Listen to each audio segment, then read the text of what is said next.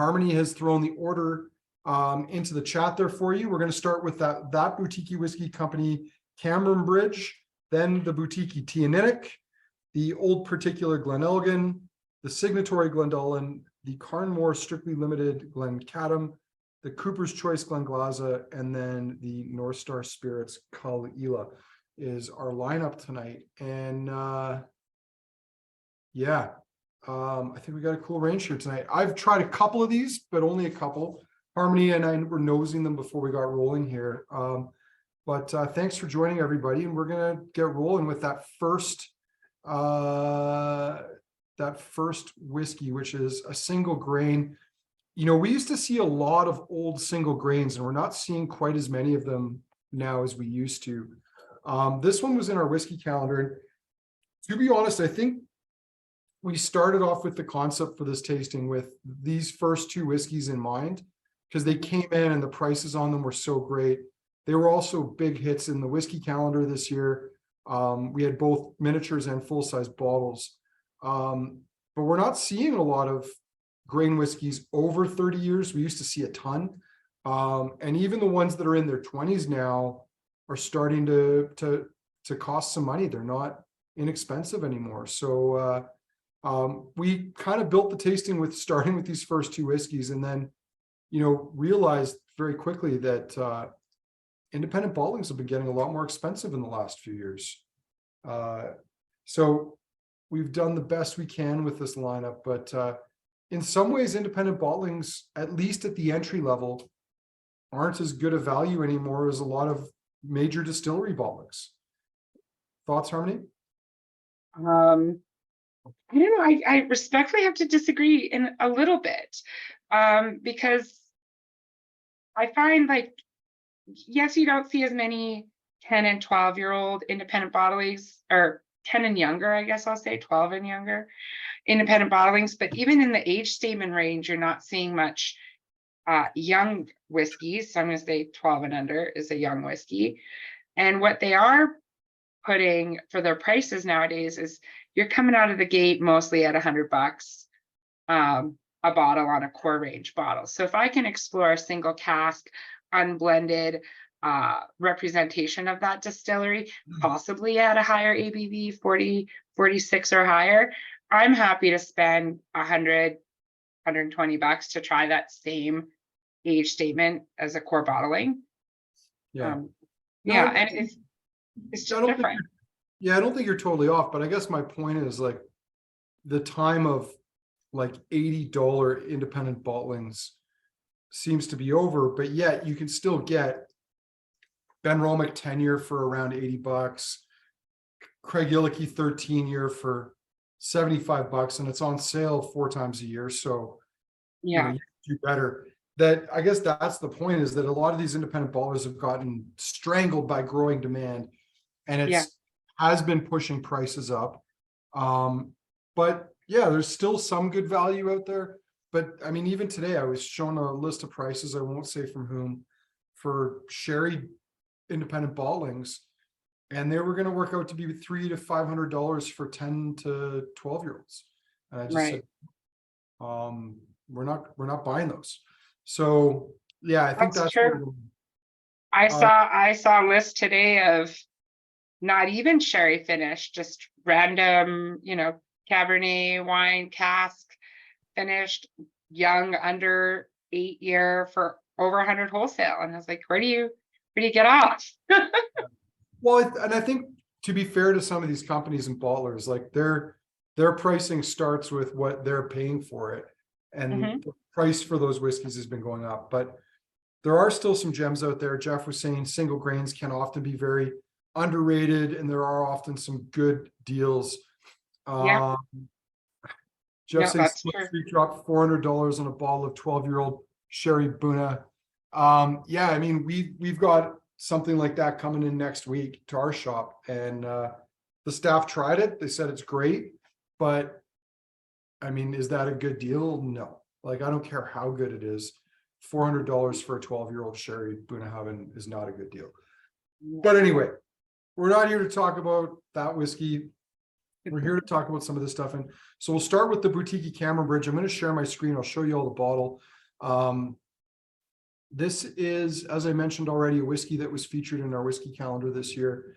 And it was very popular, very well received. And we actually have 50 mils of this around too.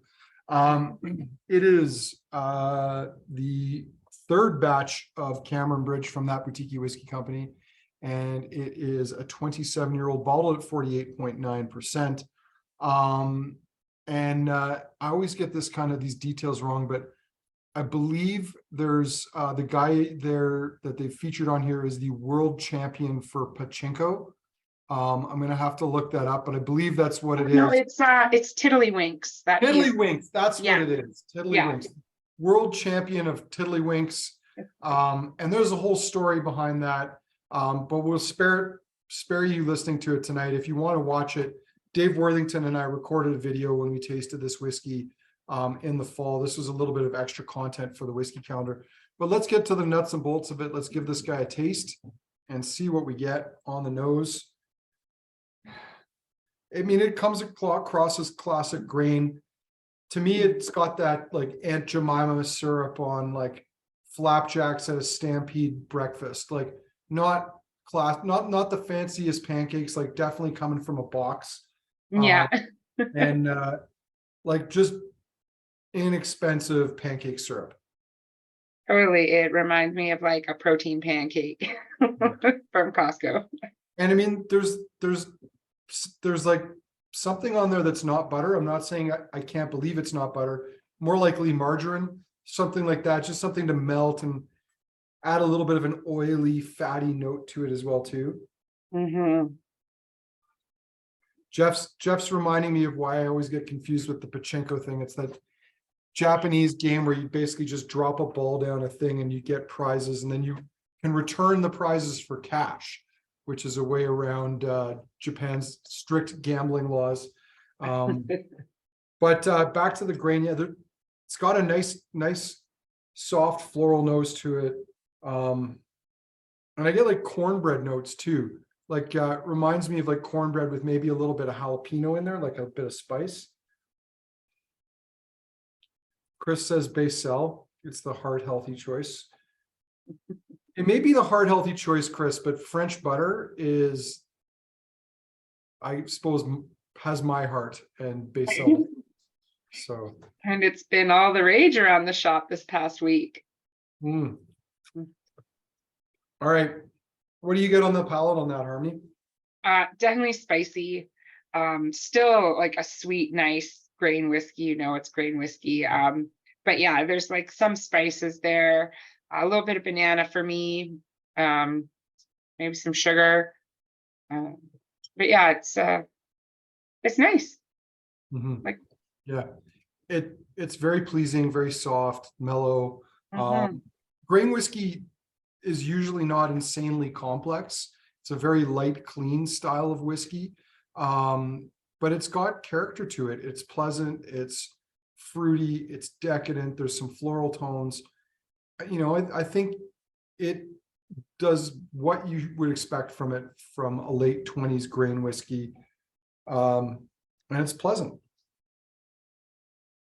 Yeah. And best price for the best thing about this one is the price. These are 500 ml bottles, but 125, pretty decent deal.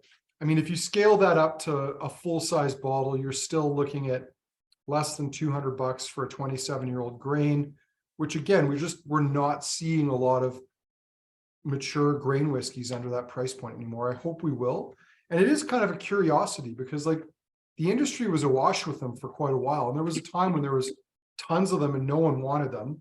Yeah. And then the market kind of developed and people were into these 30, 40 plus year old grains, but that seems to have kind of dried up and the supply's not there anymore. Like there's just, and sometimes some of the independent bottlings of grain whiskey that we're seeing are in the thousands of dollars. Like they're not necessarily great deals anymore. Yeah. I hope that'll change. Yeah. It's just unfortunate. Whiskey's just become so popular that they can totally do what they want to us with their prices. Yeah, for sure. You know what? I'm going to bring this back one last time to the label. So, Boutique Whiskey Company, one of the things I love about the labels is they're kind of whimsical and playful. So, here you have it. They are sponsoring the UK's 8-time Tiddlywinks World Singles Champion, Dr. Patrick Berry, on their bottling. And there's a quote here from Dr. Berry: "Tiddlywinks may not be the most fashionable of sports, but it's got a great mix of manual dexterity, strategy, and tactics. I think it's the image of Tiddlywinks is set to change thanks to the Boutique Whiskey sponsorship and the release of Cameron Bridge Grain." So how about that? They actually put their money where their mouth is and sponsored the Tiddlywinks championships. That's pretty amazing. I've heard Tiddlywinks before, but I just always assumed it was like a kind of a slag at people being lazy. I guess would be my best guess. But it's a thing, and there's championships, and presumably if there's a championship, there's a crowd. Yeah. Would you go and watch that, Harmony? Am I drinking 27-year-old whiskey and being paid to do so? That's fair. Probably not. Yeah, it's as with me, it's probably not the first my first choice of activity, but there you have it.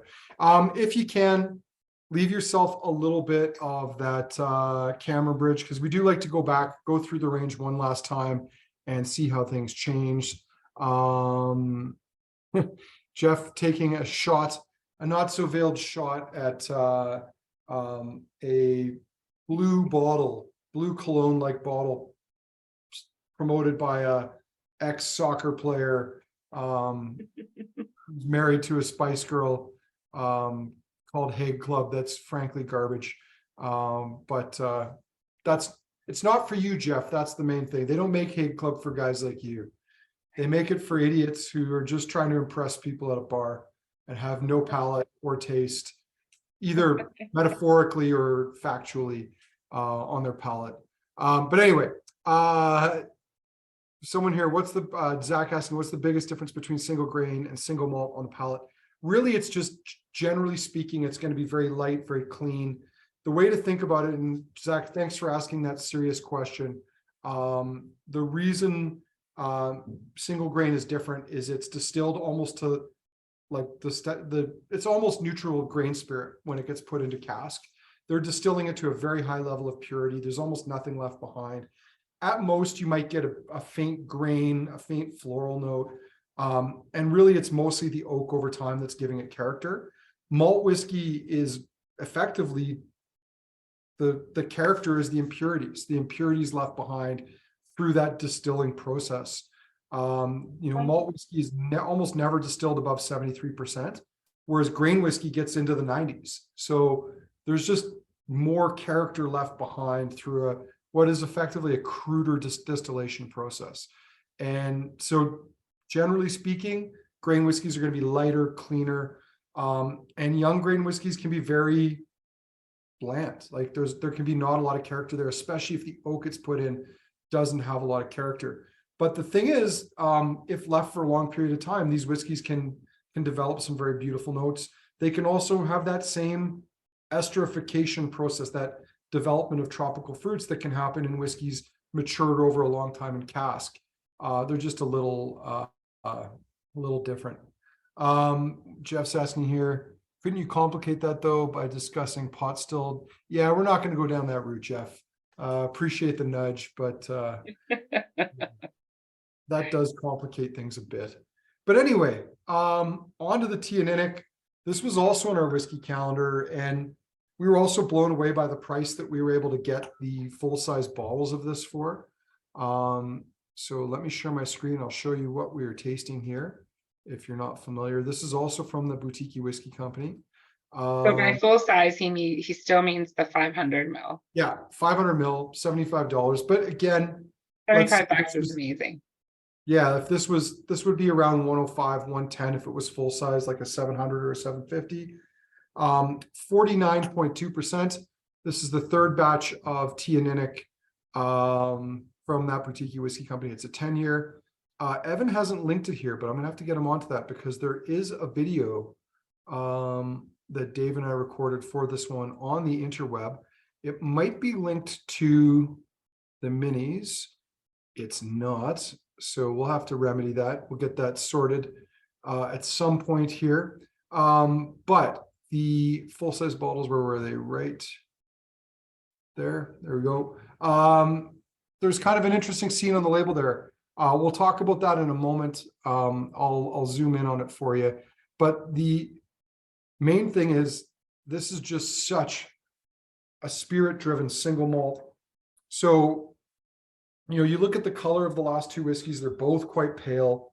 Admittedly, the other one's almost 3 times the age. You're not getting a massive amount of oak character on this. You're getting a lot of distillate character. Because this is single malt spirit, you're getting some of that nice, chewy, juicy barley. But to me, this has also got some incredibly like cheesy, fruity aromatics to it. Of course, Jeff has already found the video that we're talking about that I was referring to. So if anyone wants to see it, the link there is in the chat. Yeah, I love the nose on this. It's kind of fun and wacky. It's like dried fruits and cheese and maybe beer. So maybe you're in the Netherlands and you're going for beer in a cheese factory, and there's a little bit of like dried apricot and other fruits on the side. Okay, you said cheese, which is great. I'm happy you said that, because when I was nosing it with you before we started, I said like dusty and old, like wet boxes, like soggy boxes. To me, it's more like a cheese cellar. Like it's not like musty dunnage like in a Scotch whiskey warehouse. To me, it's more, I don't know, like an old Isn't cheese next door? Yeah, or like going into Crystal's shop. Yeah. The palate, I think, matches with it. It's clean, it's fresh. There's some honey and fruits, a bit of barley. Again, a little bit of that cheese, and it's reminding me of that old, like 3-year-old aged Gouda Crystal has, that's got those little crystals that start to form in it, and it's almost got a sweetness to it. Yeah, toasty, fresh, grainy. I can't remember, but I think this was one of Evan's top 2 or 3 whiskeys in the whiskey calendar. Yeah, it was right up there for me too. Like I thought it showed really well. What are your thoughts on this, Harmony? Yeah, I like it. I was put off because I couldn't find the words for the nose at first. And it wasn't a bad thing. I just couldn't find the words and I was frustrated. But now that it's opened up a bit, there's some nice fruit in there, and some nice sweetness to it. And yeah, there's still that cheesy note. And it's really nice that the alcohol being very high works well with its age. Like it's not that sharp 10-year-old at 50%. Yeah. Yeah, and I think with these bottlings, a lot of people get hung up on the label or the bottle size, but really, some of the ones we've tried recently have really shone and shown just they're beautiful bottlings, and this Teaninnic definitely falls into that category. Now, I want to talk quickly about the label. One of the things that is unique about Teaninnic is the fact that it's got a mash filter instead of a mash tun. I think it's one of only a couple distilleries in Scotland that have that. The only other major distillery in the world that has a mash filter is Waterford in Ireland. And it's a way of starting the process of germinating the malt without actually exposing it to oxygen. And it usually comes with a water mill.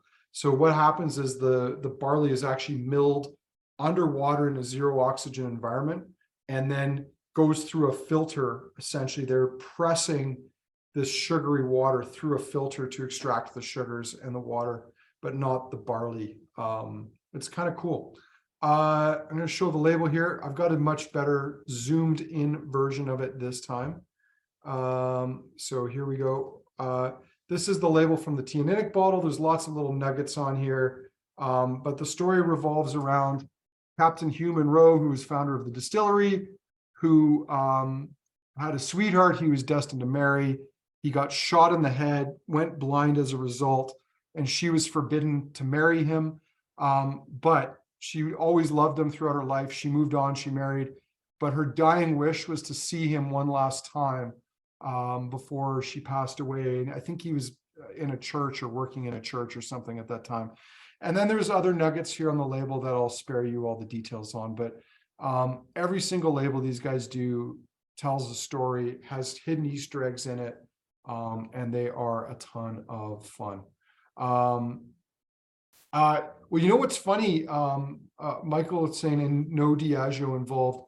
I'm wondering if that's with Tianinic, because Tianinic is owned by Diageo.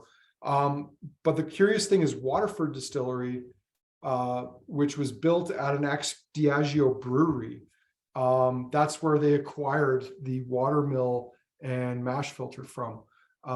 So more of a brewing kit than much more common in brewing than in distillation. But one of the cool things about Tianinic is that really nice, clean, clear wort they get generally allows them to create a really fruity spirit. And that cheesy note I was talking about, that's often a sign of a much longer fermentation in the spirit. Any last comments on that one, Harmony, before we move on? No, I'm good. I had to tell myself to put it down and wait for the second go through. I liked it. It's true. It's true. Yeah. You can't finish it the first time round. All right. We are on to the old particular Glenelgan. I'm going to confess here, I know not a thing about this particular bottling. I haven't tried it. I don't know if it was Harmony, maybe yours or Kurt's suggestion to throw this in the lineup. We don't get to sample Glenelgan very often. It is another Diageo distillery, and in fact, there's another one coming up in here. So we've had at least four. The first four whiskeys, I think, are all Diageo distilleries. Generally not bottled as single malts, but occasionally bottled as independent bottlings. So this one is a refill hogshead, 12 years of age, 48.4%. I'll put it up on the screen here for you so you can see what we're talking about. And I would say this one is coming in at a good price point for a 12-year-old single malt at over 46%. Now, yeah, it's again another really pale in color spirit. Yeah, but in Harmony, it's a great kind of bringing up a great point that I think is worth talking about in this tasting. A lot of companies artificially color their whiskey. They're adding caramel coloring, E150. You can be confident that nothing in front of you tonight is artificially colored. It's all natural color. Color can be very deceptive, and a lot of companies do it to hide the poor quality of, or what they're worried will be deemed as the poor quality of their whiskey. I might as well say it again because I've already said it enough times. Like Dalmore is without doubt the worst offender for this. Like they love throwing E150 into their young whiskeys because they know that consumers are more likely to buy it if it's got a darker color. And the best example of this I can use is to just show you how powerful that unconscious bias is. And please nose this, give it a taste while I'm blabbering on about this. But it relates to peated whiskey. And around the time Kilchoman came to Canada, customers would come in and they would ask me, what's the peatiest whiskey you have in your shop? And I would pull out the Kilchoman, whatever vintage it was at the time, and I'd hold it up and I'd say this. And Kilchomans came in clear bottles. They were mostly ex-bourbon for the first couple of years. And people would look at it and be like, nah, it's not peaty enough. I'm like, well, you haven't tasted it. How do you know how peaty it is? Oh, it's not dark enough. And it took me a few years to clue into what was happening there. And it all started with this guy who would always come in and buy Lagavulin 16. And one day I was like, hey, why do you only ever buy Lagavulin 16? He said, well, because it's peaty and I love it. And I say, what if I showed you something that you'll probably like? If you like Lagavulin, would you give it a try? And he said, sure, what is it? And again, I showed him a bottle of Kilchoman, like pale, bright gold color. And he's like, oh, it's not peaty enough. I'm like, what are you talking about? He said, oh, just look at the color. And that's when it clicked for me. Lagavulin's in a dark tinted bottle. Lafroig's in a dark tinted bottle. Ardbeg's in a dark tinted bottle. All these peated whiskeys come in dark tinted bottles. And consumers were picking up on this as a cue that this is a peaty, smoky whiskey. And that shows you how powerful that subtle cue is. I mean, Glenfarclas, even though their whiskeys will range in color from batch to batch, and in their family cask, they embrace that and put them in clear bottles. For their core range, they don't. They're in brown tinted glass. And that's because they want people to think about, they want to associate the flavors with the color. And they also don't want them to notice the variation. And I understand that from their end. I'm glad they do that as opposed to coloring the whiskey, because coloring the whiskey is a little bit like cheating to me. But anyway, yeah, little side, garden path there, rant about color, but it's important, but it's not a guarantee of flavor or character. And you can have things that are very pale that have got a ton of character. So anyway, Harmony, what do you smell and what have you tasted on this Glenelgan? I enjoyed that walk through the garden with you. Actually, I found that very interesting. The whiskey is nice. It's nice and it's delicate. It's quite floral. It's not too dissimilar from wandering through an English garden on a dewy spring day. Yes, not unlike at all. No, it's really really nice. When I first looked at the lineup, I've said this before, I haven't had a lot of Glenelgan, but I just assumed it was going to be, I mean, I haven't tasted it yet, so I'm not sure, but just on the nose, it's given me more than I anticipated. Yeah. The palate, soft, creamy, fruity, floral. There's a gristy kind of flower, note to it on the palate. Like and even going into like marshmallow, like it's quite decadent, but chalky and soft. Yeah. It's a beautiful spirit. Glenelgan's a whiskey that I've not had a lot of, and most of the ones I've had have been, 20 to 30 years of age from independent bottlers. But for a young spirit, it's very pretty. Yeah. I definitely got the chalky note, just anticipating it actually on the nose a little bit. And I'm glad that I found it and it's still there, because it definitely gives it some depth and another layer to it that I didn't expect to find. It's a little like those Rockets candies, those little chalky. Yes, candies, but absolutely. a bit more floral and a bit drier. And maybe some actual chalk licked in there, like drying, to sort of dry it out, make it a little less sweet. Yeah, and Chris right there saying he finds it drying. It's pretty, it's tasty. For a 12-year-old whiskey for $105, I think it's more than decent. Like, this is a pretty elegant, tasty whiskey. Yeah, it's really nice. All right. Not a lot to say about Glenelgan. It is one of the few distilleries in the very near vicinity of Elgin, which is a city in the Speyside. One useless fact about Elgin, which I love telling, and I probably haven't shared in a while, is that Elgin, which only has about 20,000 people, is a city, and Inverness, which is about 100,000 people, is a town, because at one point Elgin had a cathedral with a spire above a certain height. And if you go back in Scottish history long enough, in order for a town to be a city, it has to have a cathedral with a tower of a certain height. That is the criteria. It's not about how big the place is. So there's a little bit of useless trivia for you. And the cathedral was knocked down by Oliver Cromwell, so it doesn't even exist anymore. It's a pile of ruins. Oh, that guy was terrible. Yeah, I mean, we could talk a little bit about Old Particular. I mean, it's not a very exciting, really, Douglas Lang. No, it's kind of the like old malt cask, but not, because Douglas Lang used to be one company, but Hunter Lang split off. They divided the brands, and so I think Old Particular came out because Hunter Lang got the old malt cask brand. Douglas Lang got, I'm pretty sure they got to keep the Provenance brand. Yes, XOP. And XOP, I think, was like came out about the same time as the old particular, because if you go back to when it was just one company, you had Provenance, which was the young independent bottlings. You Yeah. had Old Malt Cask, which was everything up to, at that time, about 30, 35 years. And then you had Old and Rare, which was the ones that came in the crappy wooden boxes with the little hinge on them. And we're all fuzzy inside sometimes. Yeah, and usually off-gassing a little bit or a lot. But when they divided, each company needed to create new lines. And so Old Particular and Extra Old Particular came out of the Douglas Lang range. And you could argue whether or not 12 qualifies as old. This could be very particular of Glenelgan.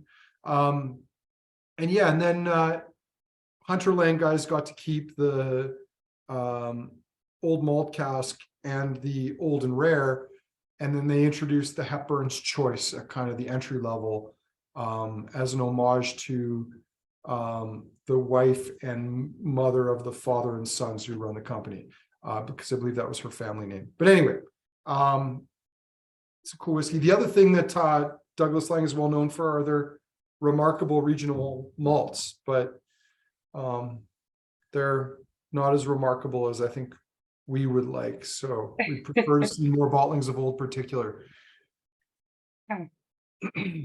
But anyway, we won't throw any shade on that. Are we ready to move on to the signatory? Let's do it. Let's do another Diageo. It's okay to Alright. like them if it's It's okay to independent like their bottlings. whiskeys. It's the company that's the problem. Absolutely. It's Yeah. the company. Signatory Glendullan. Let me pull up my screen here for you. This is unfortunately sold out. It is a 12-year-old distilled in 2009, bottled at 46% from a pair of hogshead casks. We had lots of this when we came up with this tasting concept, and then a couple of customers bought us out of it. So we now don't have any of it. And the thing with these whiskeys is when we get offered them, generally they change from batch to batch. So I don't even think I remember seeing Glendullan on the last offer sheet. This is another whiskey we don't see a ton of. I think we maybe have seen a bit more of it than Glenelgan, but it would be a toss-up. Yeah. 6% non-chill filtered from the unchill filtered collection from Signatory. And there's your bottle. And like you, Harmony, this, unless you tried them when we poured the tasting, this is my first time trying this one too. Yeah, this is my first time. I saw that we had another Glendullan bottling in the store by another independent bottler. And I always thought that I would try that first. For whatever reason, it's a little bit more expensive. Was it the Cadenhead one or? No, it's a Gordon MacPhail. Oh. I think it's one of their wine finishes, or it comes in a burgundy box. Oh yeah, it's the connoisseur's choice wood finish. Yeah. You never know, maybe we'll get to try it. Yeah. This is quite fruity right off the bat on the nose. Like going back to compare it with the Teaneck and the Glenelgan, this is coming like a lot of like melons, orange, candy apple.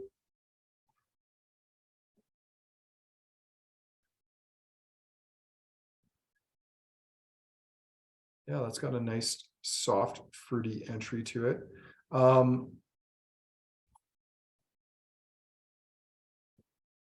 Definitely more melon for me. And maybe like a little bit of pear. Yeah, I can see that. Moving to the palate, it seems to be a little thicker, a little richer than the other whiskeys we've had so far. More of like a honey note, and then loads of like, I think your pear was right on, poached pear, bit of candy apple, Starburst fruit candies for sure, like orange and grapefruit. Yeah. And there's a little bit of spice to it as well. A little bit of heat in the back. Yeah, a little oak spice coming through in there, almost like coming towards like a bitter chocolate or an espresso bean as you get towards the finish.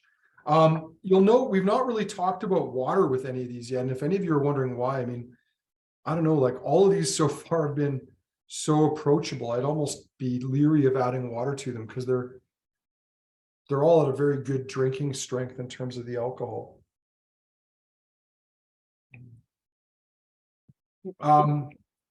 Glendullan's a distillery that I have to admit I do not know a lot about. Other than that, it is a Diageo distillery. It's not something we see bottled. I know a little bit. I only read about it the other day because I didn't know anything. Well, tell us what you learned. Well, it was built in 1897 by the company that previously owned Diageo to fill a demand for blenders, as many distilleries do. Exactly, by William Williams. What a fun name. And it functioned producing like 3.3 million liters a year. Couldn't contain, so they started renovations, and at the same time in the 60s built a second distillery that worked in tandem. They did that for about a decade, and then they closed down the first distillery, and they're now fully operating on the second distillery, producing about the same amount, maybe a little bit more. But I'm guessing that was a Charles Doig distillery, probably. Like, was it one of the ones from the 1960s, or was it? Sorry, William Delmay Evans might be the guy. They all look roughly the same. They're all kind of 1960s cool. Yeah, it's not pretty. It looks like just a warehouse, very boxy. Yeah. No, I'm just pulling it up because I'm curious now because yeah, it's got the garage sliding doors on it. Yeah. Like really I'm thinking that's I want to say I'm pretty sure that those the guy who did those, I'm pretty sure it was William Delmay Evans, now that I think about it, because he did a ton of distilleries in the 60s. Craig Illicky has the same appearance from the front. Aberfeldy's got those windows in it. Like, they redid all these distilleries in that period in time. Royal Brackla has them. Yeah, it's a style. It's a style. Many of them are quite dated, but it is cool to go there on a day when they actually have the windows open and actually get to see that. But yeah, not a whiskey we see a ton of. It's not something that I think there's as much in the way of independent bottlings of, even less so than Glen Spey. And that's probably just because Diageo is just not trading it, or if they are, they're teaspooning it or pre-blending it so that it can't be sold off as single malts. Right. Yeah. I feel like I haven't heard of it before this last year. Like 2022 is the first time I heard of Glendullan, and if I had heard of it, it didn't really strike a pose with me. Yeah. My last sip of it. Sorry, I was gonna say the last sip that I had before I put it down kind of reminded me of like Canada Dry Ginger Ale. That's like where all the carbonation is like dying. It's like the pepperiness could almost mimic that prickly bubble, but it's not fully there, and you get that nice ginger spice. Interesting. Yeah. I just did a quick search to see how many bottlings of Glendullan were done last year, at least according to Whiskey Base, and there were only 6. So, and that includes this one that we're just trying, as well as the G&M wood finish that you made reference to. So not a distillery that gets bottled very often. And I know for a fact that the number of distillery bottlings of this over time have been fairly limited. There's been some Singleton of Glendullan limited editions. Oh yeah, that was used in the Game of Thrones series? Was that the Singleton in that series?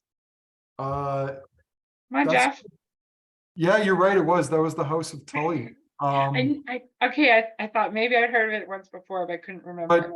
But prior to the Singleton and prior to that Game of Thrones bottling, there's been very few ever bottlings of Glendullan, other than Diageo's Rare Malt Selection, which is a discontinued independent bottling range they used to have, or the Flora and Fauna. There's just been very, very few official bottlings of it. So it's a single malt. It's one of the more obscure distilleries that's active that you just don't see bottlings of. And it's all, yeah, the Game of Thrones one. If you bought that as an investment, and by that I don't mean that particular bottling, but the whole range, they made a lot of them. So It's very disappointing, hey? it is disappointing, but Yeah. I mean, they're trying to maximize how much money they could make. I mean, I know that, but they presented it as like a collector's thing, limited edition all Yeah. around. Yeah. And but yeah, it's funny, like, because there was some like that we only received a single case of, some of the more limited ones like the Oban, and yet you could fly through Heathrow Airport and they were stacked like, paper towel at the grocery store. Like yeah, they were not as limited as they let on. yeah. I So felt like it was limited in the first 4 months, and then they're like, oh, and by the way, we got 6 pallets of each in the back.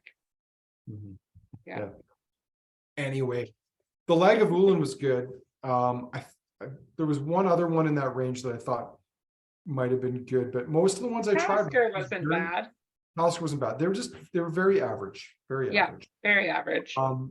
Limited to 3. Jeff, I think they made way more than 30K. But that's just my theory. All right. No point dwelling on Diageo bashing, which I enjoy as much as the rest of them. Usually I'm the one instigating it. Let's move on to the Glencadam, the Carnmore strictly limited Glencadam. Which this is a distillery that we've finally got actual distillery bottlings back. A few last week and a few more this week. Glencadam is a Highland distillery from kind of a little bit south of Aberdeen. It's near a town called Stonehaven. I know that because we used to have a woman from Stonehaven who worked in the shop. But the other interesting fact about it, it is from the town of Brecon or Northport, on the kind of the east coast of Scotland. And it has a stream that actually runs through the building. They built the distillery, the entire building, on top of a stream. And if you ever go there, there's a hatch that they can lift up and you can see the stream rushing under the distillery, which is kind of cool. But not relevant to the whiskey, just a random tirade. 40, what are these? 47.5% from a hogshead, or actually we're guessing here, 538 bottles. It just says hogshead on it. Bourbon barrel, sorry. I'm getting confused by our tasting description here. There's no way this is a single bourbon barrel though. 538 bottles. It's got to be at least 3 by my guess. Because you rarely get more than 220 bottles out of a single bourbon barrel after 10 years. Maybe you get 250. So 538 seems unlikely. I would say that this is probably 3 ex-bourbon barrels married together. But that's a guess. 115 is the price. This is one that we have low stock of. Generally speaking, with these Carnmore ones, we only get a case or 2. So that means we've got 1 or 2 bottles left. And when they're gone, they're gone. I don't think they filled any of these into miniature, Jeff, but that's just a suspicion. But you know what? You're right. Maybe they did. We don't know. Harmony, thoughts on this one? I love the nose. It, like, at first it kind of hit me with like bubble gum, but then also like that flavored dental stuff they make you bite into to make a mold. Or like the pink flavored, sorry, like, I don't know. So I don't know. I'm getting almonds and hairspray were the first 2 notes that came for me. Yeah, it's like going into like a salon where they do up old ladies' hair in that thing with like that comes down on top of their head. I don't know that people still have those things, but do they? They're still a thing. Yeah, I don't know what for, but they have them. Yeah, I'm getting tons of almonds, like almond paste, marzipan.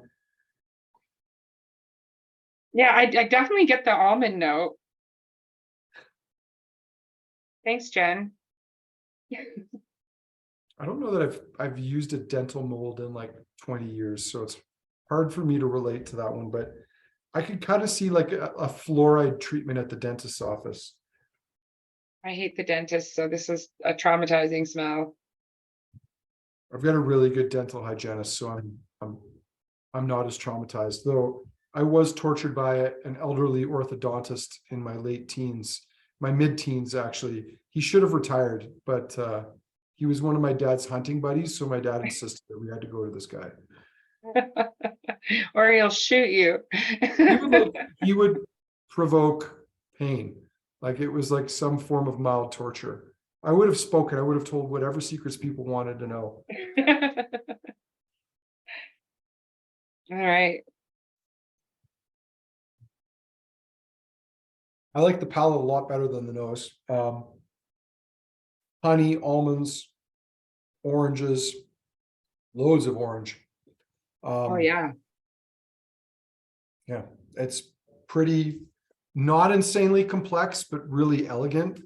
There's something that reminds me of like s'mores on there too, like kind of the fusion of marshmallow, chocolate, and graham wafer. I get more of that, not like that burnt marshmallow, but not burnt, just like sticky marshmallow. Yeah. Well melted. Like when you put it in the microwave, not over a fire. Or we just things you have to be, toasting a marshmallow is an act of patience, not an act of rushing it. So my nieces and nephews all seem to think the secret is to get it on fire and blow it out. Or you blow it out and they stick it in your face. Quick, blow it out. But really, you get it near the coals. You get it near, but not too close to the coals. Anyway, this is really thick and rich, especially given everything else we've had so far. Mm-hmm. And I don't like a little kind of grassy in there. Marshmallow fluoride, Jen says. I will just ask this question because I'm assuming most people on this tasting have at one point in time had a fluoride treatment. At a very young age, I realized that the experience was unpleasant no matter what. So I just always asked for like no flavor because I kind of, if I'm going to have the gag reflex, I didn't want to associate it with a specific flavor. So I always went for no flavor when it came to the fluoride treatments. Anytime they offered me flavor, just the idea of it made me queasy. But Jeff's saying mint. So I'm curious to know what other people might have chosen. What was your flavor for fluoride treatment? I'm curious to know. I don't recall ever getting Marshmallow fluoride. One of the most. I'm guessing that would be, Jeff, that you might be okay then with the Smirnoff toasted marshmallow vodka, because I think that's a thing. I remember seeing that somewhere, not in our shop, mind you, but just somewhere advertised somewhere. Yeah, I agree with people on the call. If I had to choose, it would definitely be mint. But I don't know if anyone ever offered me no flavor. I feel like everything at the dentist has to have a horrible flavor associated with it. I love how we've opened old wounds in people's dental experiences on this tasting. It was not intended. But you know what? It's cathartic to share. So by sharing and releasing that pain, we're going to help you all move past your dental problems and associations with artificial strawberry. It's funny. You know what? I'm surprised by how much I like this one. I'm going to have to make sure I don't finish it, so there's enough to go through for our speed round, which is coming up in 2 whiskeys, and we like to go back through and just see if they've changed, see if our perception of them has changed. But any last thoughts on that Glendullan or Glencadam? Sorry, Glencadam. Before yeah, I really liked it as well. It was definitely bigger and full bodied than some of the ones we tried previously, and so I opted to add a drop of water to it, and it was still excellent, but I missed the big mouthfeel after I did that. It was like 2 drops of water, 3 and maybe 3, and it was too much. But very nice, very nice. There you go. Glencadam, one other useless side note, might be one of the oldest distilleries in tonight's lineup. Dates from 1825, part of Angus Dundee Distillers today. And yeah, it's been the distillery's gone through some changes, but and I think in fact probably in the 50s or the 80s there were some major changes to the site. But it's a distillery that's been kind of a volume producer for the bulk blending industry. A lot of what they produced went into 3-year-old whiskey, 3-year-old inexpensive supermarket blends until very recently. So yeah, it's cool to see the distillery. I've always been a fan of like the 15-year-old and the 21, I think are underrated drams, both of which, if not already back, will be back in store tomorrow. So it'll be nice to see those back. All right, let's go, Harmony. We're moving on to the one that I'm the most concerned about. And that concern might be misplaced, but if you know me, you know that I'm generally leery of wine casks. Having said that, Glenn Glaza, Stuart Nickerson did a good job of bringing this distillery back to life. I think Billy Walker's ownership of it through the Ben Riach Distillery Company for a few years as well. When this was actually distilled, probably is a positive sign, but wine casks are something that I get very, very nervous about. And even when we were nosing this at the start, Harmony was wondering if perhaps it should be put to the back end of the tasting after the Caol Ila, because the wine notes are quite prominent on it. Like, this is stewy and beefy. Like, this is like my mom's bison stew on the stove. It's a big one. I'm not getting any sulfur on the nose, which is good. I mean, that's something that I have found on some wine casks, but it's grapey. And I am getting like a lot of like kind of very beefy, stewy, like bison notes on here, like bison short rib. Maybe with some like Saskatoon berry, like a Saskatoon berry demi glaze or something on the side. That sounds great. When are we doing that? Not like a Kensington kind of thing, or just me invite myself over? We just need to find someone to cook it for us, or a restaurant that's already got it on their menu. That would be great. We'll just pay a fee and bring our own whiskey. A wet dog, mildly wet dog. Okay, mildly wet dog. I smelled a wet dog today. As did I. So before we go on, we should probably just mention the finish on this Glen Glassa, and that might clear some information on why it has that funk to it. Yeah, well, we did say wine cask, but we've not said much more. Yeah. So it started in bourbon, and then it went into Banyuls wine cask. Banyuls is a dessert wine from, I think, the Bordeaux area. Someone might correct me on that. 53%. And it's winey still on the palate, but it is not dreadful. I realize Evan would accuse me right now of damning it with faint praise. But I'm so reticent of wine cask finished and matured whiskeys that I can't help myself.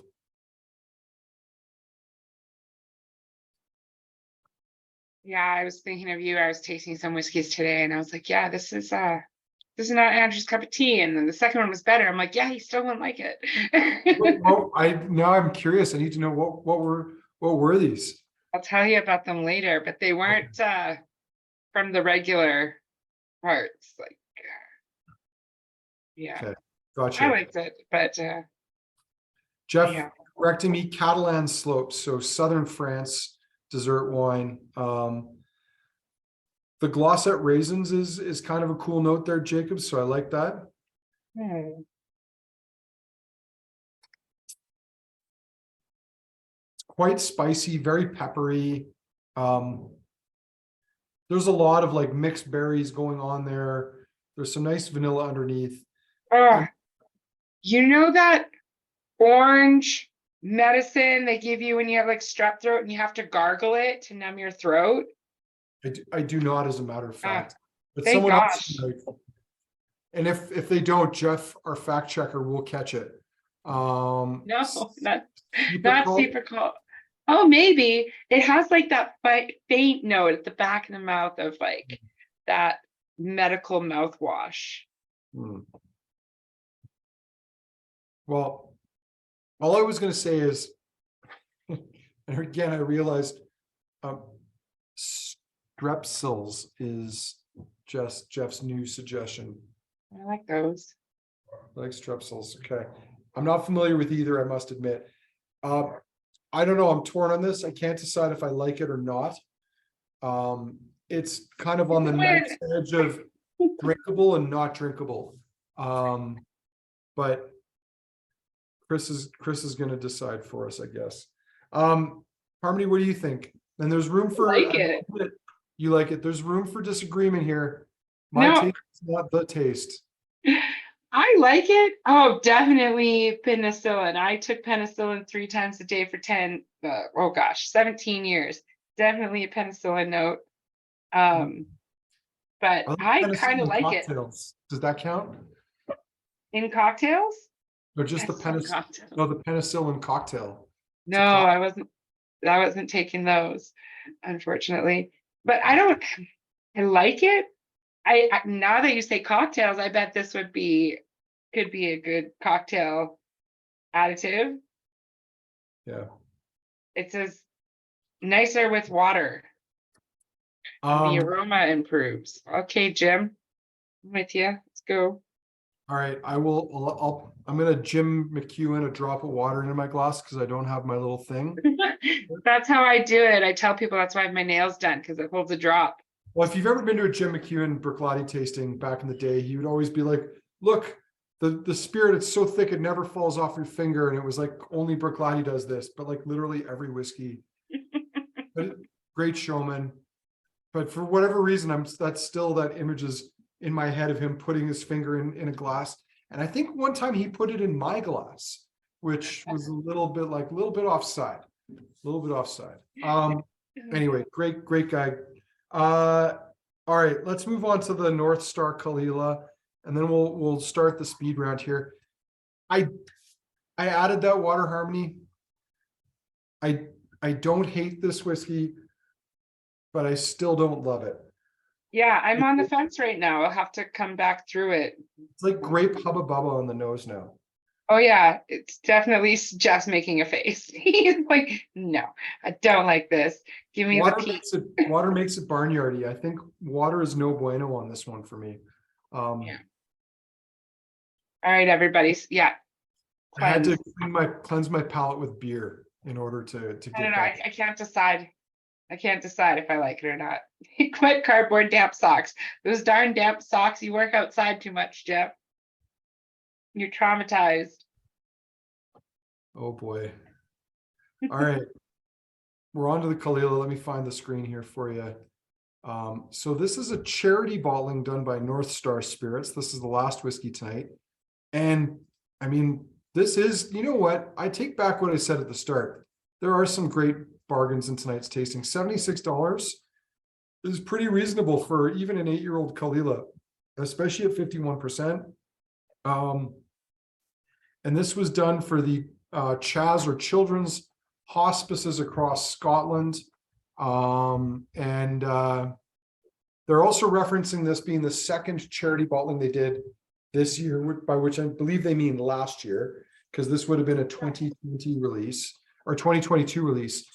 Some of you might remember we had the other charity bottling they did, which was the Ukraine bottling, or as I like to call it, the fuck Putin bottling, which is now sold out. That was a big sherry blended malt. Anyway, what do we have here? 600 total bottles from a refill sherry butt, bottled at 51%. And once again, this is my first time trying this. And Harmony, what do you think? Oh, the nose is beautiful. It's exactly what you want from Kalila. It's oh, I don't know. It's salty, it's fruity. Sorry, I had to go on mute. I was requesting an SOS for a amped up puppy dog that just showed up down here. Hey, when you shared screen, I had to let mine in because she was whining at the door. Hmm. Yeah, Mine just came up and started like attacking me. mine is licking my flippers right now. Hmm. All right, so Kalila, I'm getting some nice sort of seaweed smoked mussel notes on the nose. Salty. I don't know why, but I'm getting Play-Doh as well too, like homemade Play-Doh.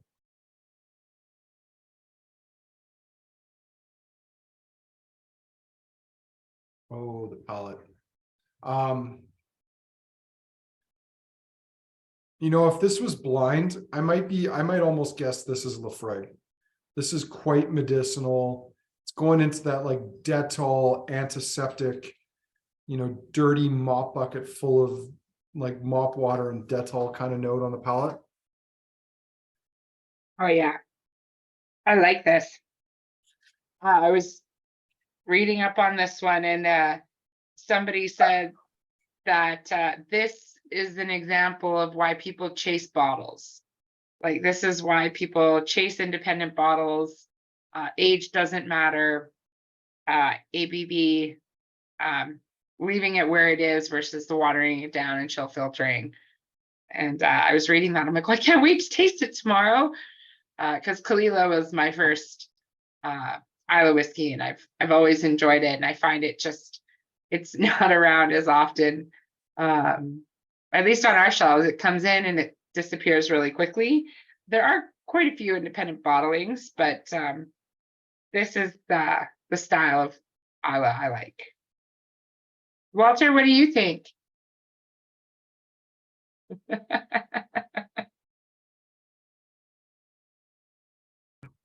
Walter's being a bit of a bad dog right now. But I will let him nose it, but he's gonna sneeze when he does. Oh, he's getting close. No. Still doesn't like nosing whiskey. Too strong.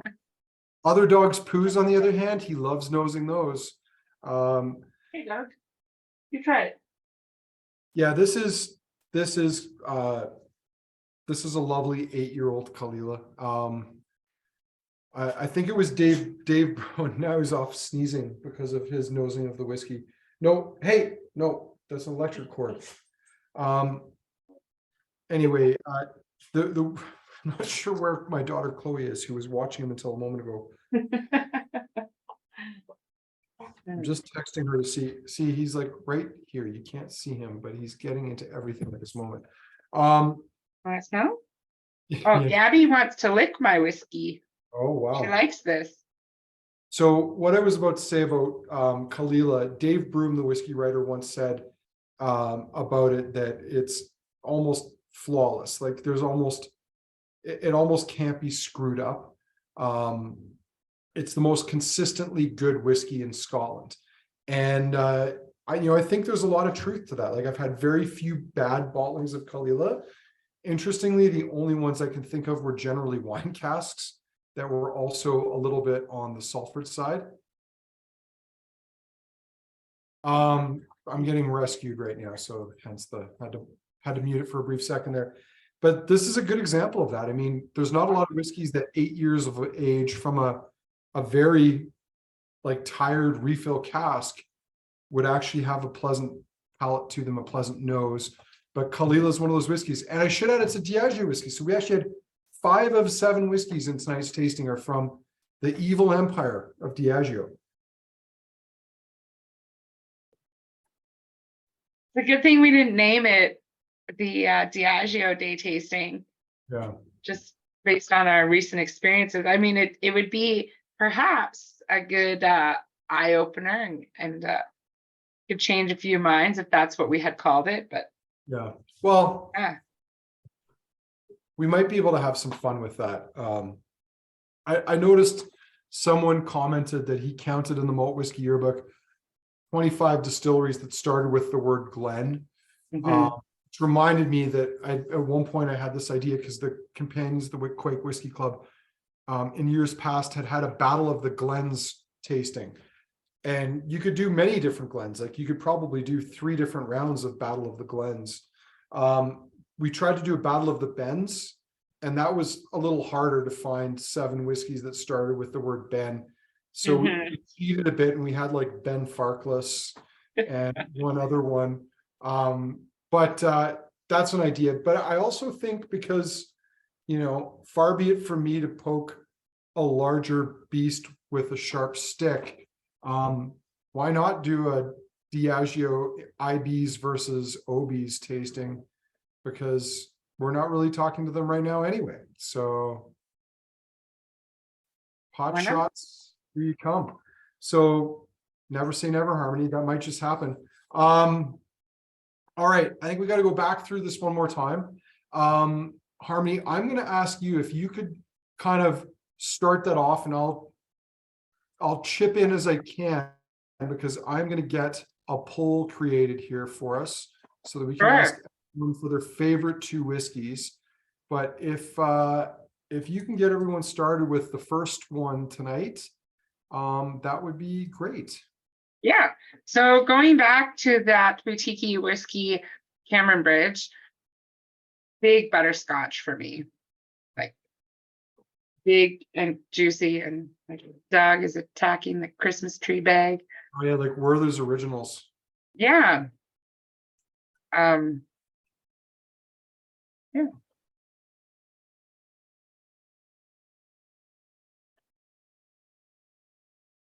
It's the palate is still nice and fruity, and there's still the spicy note has kind of tamed down that it had, but it's still there. There's still a little bit of spice in there. Anything on that caramel, chocolate, vanilla, toffee line shows up for me. Yeah, I think it's very good for what it is. It's not insanely complex, but that's not why people like grain whiskeys. Generally, it's because they want to drink something old that's affordable and tasty. And I think this ticks both those boxes. Definitely. It definitely shows its age well. It's not dominated by oak. It's not dominated by the alcohol. Mhm. Yeah, I mean, what was the price point on that again? Like that was 125. yeah, that's an incredible price for something that old. Mhm. Yeah, Yeah, not something you see very often anymore, that's for sure. yeah. Yeah, And all right. it What's is next? also, I think, available in the minis at the store as well. So minis and full-size bottles. You're right, it is available in minis. Yeah. I'm just learning here that Zoom doesn't let you copy and paste, which is No. kind of Does frustrating. it does anyone know how to like enter down without sending your message? Because I tried like shift enter, control enter, and it just sends random stuff out. Anyway, so you got to open up like Word or Notepad and like type everything somewhere else. Mm-hmm. We're not doing that. So Alt enter, of course it is. Anyway, I did not have much left over. Luckily you queued for me to stop drinking so that we could have some for the second round, but I only had enough for like a sip. okay. Well, Moving back though, moving forward into the Tianinic, it still has that awesome nose. Like oh yeah. it's big and rich, and It is going into a cheesemonger's, whether it's a crystals, nice cheese. because there's cheese, but there's other things, there's chocolates and meats and all kinds of fun things going on. Yeah, it's pretty awesome. I'm digging this one. Yeah, it's awesome. I can see why Evan loved it. Mm-hmm. Yeah. He was like, I'm going to take the sample home that is missing the Tianinic because I have a full bottle. And he was all bragging as he's heading out today. Oh, you know who? Oh, Mm, did I see mm, did I see right. Sammy on here at one point? Yeah. Yeah, probably. I told him if it wasn't busy, sign on. No, but he's Yeah. gone now, by the looks of things. He's probably offended that we didn't ask him to chime in. Well, if you're still around, Sammy, you're welcome to join in. I'm sorry I didn't notice you there. I was I'm probably really- driving home. Yeah. I like the Zach's note of baked warm pretzels with cheese. Ooh, what kind of cheese? Like beer cheese? Like for dipping the pretzel into it? Yeah, yeah, exactly. Yeah. Yeah. Jeff, if you ever feel like sending buns anywhere, I know Chelsea's not here, but we would accept warm baked pretzels. Wow, that's a bold ask. That's a bold ask. Yes, Zach says beer cheese. There you go.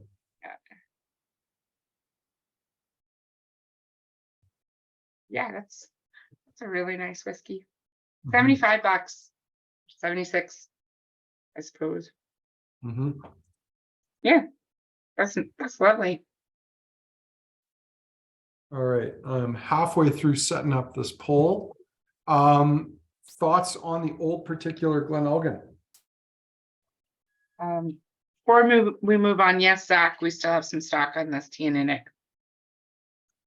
Yeah, we got a decent amount of it. I mean, it's not going to last forever, but yeah, we bought bottles and we've got a fair number of minis too, because we always order extra in case something goes wrong or, you know, demand goes through the roof. We want to make sure that we're able to look after everybody that we can. So Absolutely. And if you want to buy a bottle of tea and Nick for yourself, but you don't want to share because it's only 500 mils, you can buy a mini for your friend.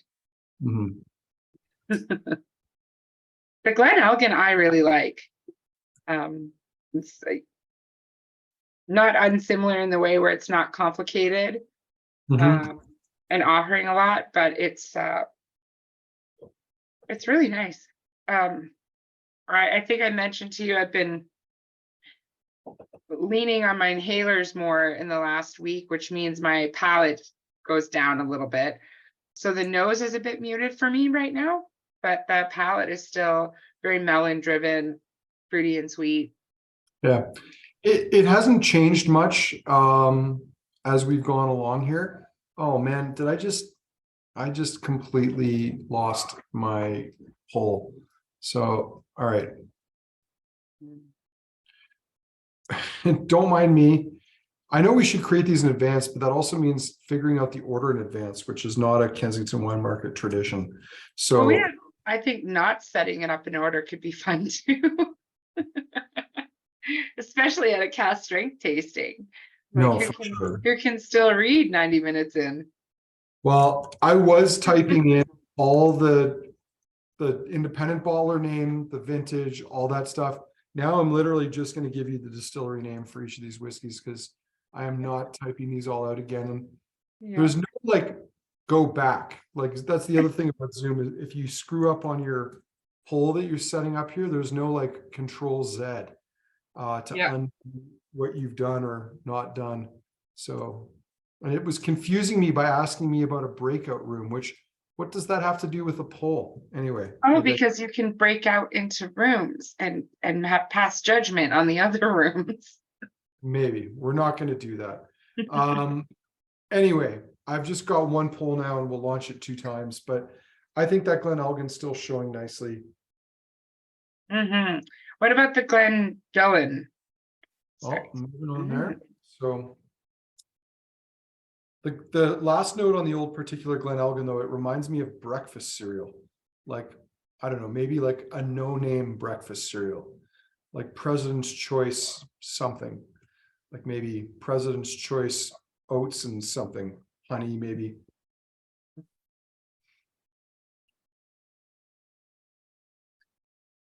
On the Glen Elgin? That's a very good idea. I wish I'd thought of that, but we're too late for that now.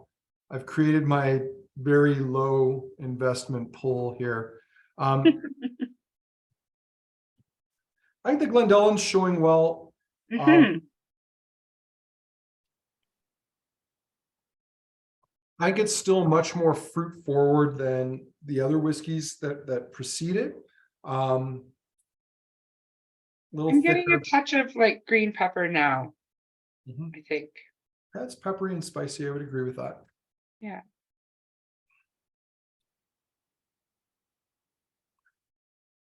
I'm just noticing there's now like sub chats Like people can comment. I don't know if anyone else has noticed this tonight, but this is my first tasting since Zoom has now got apps.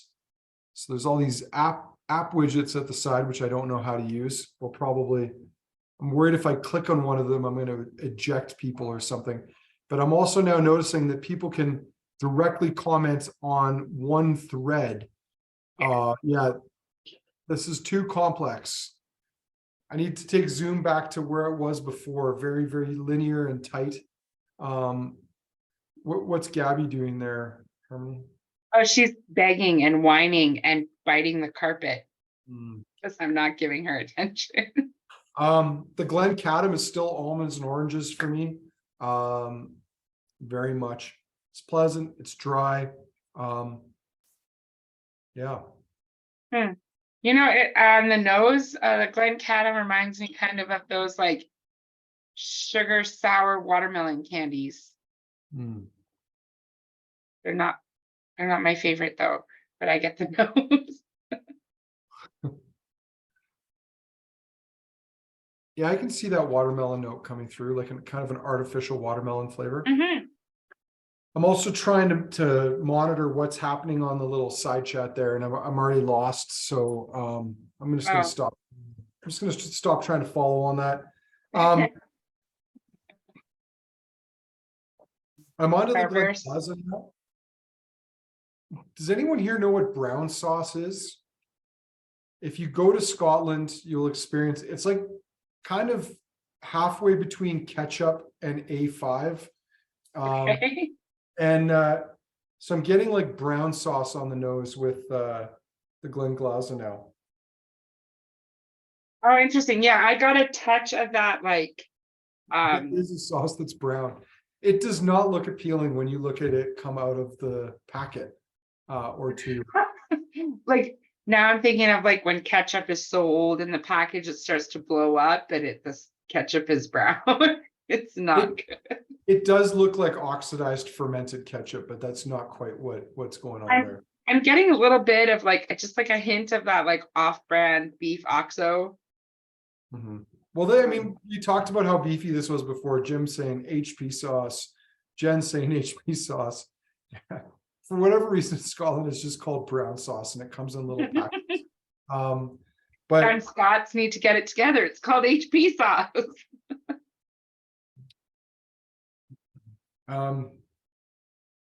But there's still that whininess and like a little bit of that like musty, I don't know. Yeah.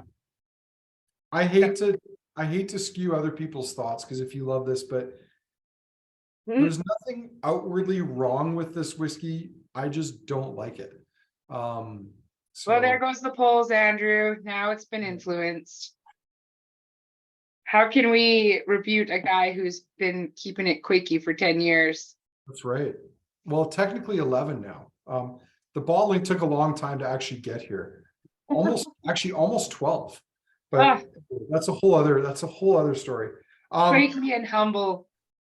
Now, talking about sauces, if you move on to like the Kalila, I'm now getting like fish sauce. If anyone's ever had that before, like a classic like Asian fish sauce on the nose. Even like it's reminding me of like there's I don't know if it's Taiwanese or if it's mainland Chinese incorporated Taiwan, but in Taiwan they've got this type of dumpling. They're called soup dumplings, where like there's a dumpling that has sauce in it, and each dumpling type has its own unique broth. So you want to get the dumpling and the soup onto the spoon, and then you break the dumpling so the two different sauces mix before you put it in your mouth. It's like the most crazy complex form of making food in the world. But that's what this reminds me of on the nose, are these like crazy soup dumplings. This is awesome. I haven't had a Kalila like this in a while. Why was Andy so coy with this? He's like, here's my 8-year charity bottle, no big deal. Here you go. He should have been like banging drums. I really enjoy it. That's a subject for another day. Looks like old gravy. Yeah, there's some fun notes here. I don't know where the Houses of Parliament and eggs come in. Like, Jen, are you planning to like go egg it? Like, are you really unhappy with Richie Sunak? Is that what's going on here? He's clearly drinking too much gas strength. Chris, if you're referring to the soup dumplings, they are not bao. It is not bao. Though I do love a good bao bun as well, but that's a whole different thing. These soup dumplings are something completely different. I went to a restaurant in Taiwan that had them, and for whatever reason, because there they don't realize that Tom Cruise is a lunatic and not something to be as excited about. But they had a big mural of him actually making soup dumplings there. One time he was trying to promote the whatever movie he makes, the Mission Impossible or whatever. But this type of soup dumpling is crazy. Like the broths, the flavors, the sauces are awesome. Anyway, vote. Let's have a vote here. I know I've already skewed things enough, and where's your polls launch? All right, so we're gonna do this twice. First time is your first favorite, and then we'll do it again for second favorite. And as you can see, I've only put in the name of the distillery for each of these because I almost got 2 questions set up with all the details and Zoom deleted them because I thought I was not including a breakout room, but really I was just deleting the whole poll. So we're not going there again.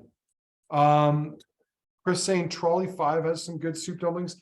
Now, Chris, just to be clear, we're not talking about wonton soup. I want to make sure that you don't think that's a soup dumpling, because that is not a soup dumpling. Okay, he's saying no. He's saying no. Okay, we'll have to check that out. Because both Chris and Jen are saying Trolley 5. It could also be Chris typing on Jen's typewriter. So well, they appear to be in different locations. So they frequently, I know, are in different locations. So that's not what's happening here. But okay. Shrimp are the best. Okay. All right. I think almost everyone's voted. 2 of you have not, but round 1, Kalila is, well, here, I'll show you all. For round 1, Kalila is the clear favorite. So clearly I influenced the Kalila for votes, and you clearly influenced the Glenglossa for no notes. Yeah, I think that's what happened there, because well, so. we're gonna go one more time because we'll see if my favorites and everyone's favorites have any resemblance. But I'm gonna relaunch that poll. Yeah. So let's do that. So this is your second favorite now. If you want to vote one more time for your second favorite whiskey in the lineup, while you're doing that, Harmony, you've already kind of spilled the beans. Am I correct in understanding that the Kalila was your favorite tonight? The Kalila was fantastic, and I did really enjoy it. Mm-hmm. Yes, it was my favorite, but I also enjoyed the Glencaddam. Okay. And the Glendullen. It was my favorite. So if you had to pick a second and third favorite, what were your second and third favorites? Something I would drink. The Glencaddam, I would drink. I mean, I liked them all. I liked them all in their own ways. The Tea Ninnick was really good, but I don't crave cheese. So it's my top 3 would be Kalila, Glencaddam, then Glendullen. Okay. I like the Tea Ninnick, but yeah, those are my choices. Tea Ninnick was good though. I respect that. All right, I'm going to share the results for the second round here. So second round, the Tea Ninnick is by quite a margin, the first one, along with the Cameron Bridge for number 2. And then that's it. No votes for the Kalila. So those who like the Kalila put it first. Everyone else had the Cameron Bridge and Tea Ninnick. So my favorites, and I guess actually I think I need to do it. Yeah, I do need to stop sharing that so that it's not occupying the screen. My favorite, I'm gonna have to go Tea Ninnick. I don't know, there's something about that. I just love that style. Second favorite, I'm going to say Kalila. That is a very good Kalila, especially for the price. I think that bumps my votes up on it. Yeah. And for third favorite, I'm going to stick with the people on this a little bit. Cameron Bridge is my third favorite in tonight's tasting. I think the Glencadam, the Glendullan, the Glenelgin, all in their own way were interesting, but I think the grain kind of stepped it up, and dollar for dollar, I think it's good value. All right, Harmony has to step out for a quick moment. She'll be right back. Between now and closing it, if anyone's got any questions they want to ask, please feel free to pose them. Keep them clean. I don't know that I need to actually suggest that, but yeah, I think this was a cool lineup tonight. Want to thank you all for taking part in it. I really dig that Tinic. I think I just love the funk on it. Anyway, what's happening? What's going on? Maybe just a quick fill the void here for a moment. You already know we've got lots of great events coming up in the near future. We've got some cool new bottlings on the way. We have 2 Kensington casks that are arriving imminently, which is the best I can provide on that, because actually the agent always seems to think they're closer than they are, but we have a Bal Blair and a Glen Scotia from Gordon MacPhail that are due very, very soon. So we're super excited about those. We've got some Aaron casks on the way, but that might be about 3 or 4 months before we actually see those. So those are coming. One for Kensington Wine Market, one for a club, but there almost always is a little bit left over. And yeah, there's some other stuff too. There's some new berries casks. There's an Amrut port matured cask coming that the staff is all really excited about. We chose it in Ashik's presence, which was a little awkward. It's always awkward to be honest about things in front of people, especially the people who make and bottle them. Yeah, Harmony, before we wrap, have you got any questions or any comments, any words of wisdom for the people? Well, I mean, drink whiskey, obviously. Stay safe. If you are purchasing online tonight, please put tonight's tasting in your comments, because the ladies in the office don't always know that we're having tastings and offering discounts. So that helps them and keeps them happy. Sign up for more events if you haven't. I know some have sold out, but also stay tuned for our sale mid-February. That's a good point. Not even mid-February, like 10 days from now. And it's normally our year-end inventory sale. It's normally at the end of January. For reasons we won't bore you with, we had to push it back 2 weeks, which also happens to coincide with the door crashing. So this is now the door crasher sale. You know, there's marketing gold and opportunities in that, so we're going to take advantage of it. But that's coming up in the near future as well too. And lots of great events, both in store, not. Oh, and the other thing, we're going to be rebuilding our whiskey section. We're putting in a whole new whiskey wall, which is going to be bigger and cooler. And somehow we're going to manage to do this without closing for an extended period of time. But it's all going to work out and it's going to look great. So we look forward to that. So while we're open during renovations, come down and visit us and work on more tasting events for future tastings. You can say like this too. This smells like day 3 of the Scotch wall swap. Yeah, it's got that dusty wood glue note. Be creative. Come see us when we're open. Anyway, Harmony, I want to thank you for joining me for this one tonight. Fun range. I want to thank everyone for taking part, both on Facebook, which I didn't look at comments on there at all, but on Zoom as well. And yeah, lots of great tastings coming up in the months ahead. So take care. As Harmony said, stay safe, and we'll talk to you soon. And yeah, have a great night, everybody.